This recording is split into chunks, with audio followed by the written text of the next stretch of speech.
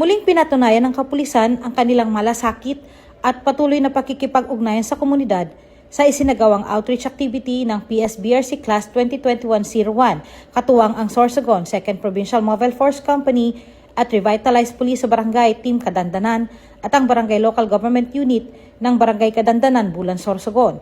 Bahagi ng pagdiriwang ng ikalimang anibersaryo ng Batch Himigsikan Class 2021-01 ang naturang aktibidad na naglalayong makapaghatid ng tulong at saya sa mga residente ng komunidad.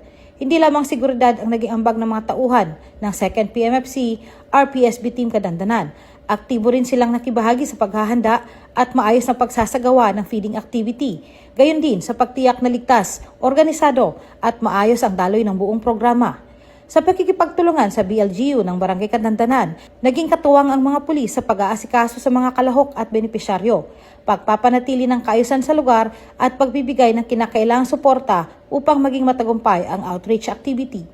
Sa pamamagitan ng ganitong mga inisyatiba, patuloy na isinasabuhay ng mga tauhan ng Sorsogon 2nd PMFC RPSB Team Kadandanan ang kanilang tungkulin bilang kasangga ng komunidad, malapit sa mamamayan, handang tumulong at nagseserbisyo ng may malasakit. Mula dito sa Sorsogon Police Provincial Office, ako po si Police Staff Sergeant Angeli Bionson para sa Police News Network, Bagong PNP, para sa Bagong Pilipinas, serbisyong mabilis, tapat at nararamdaman.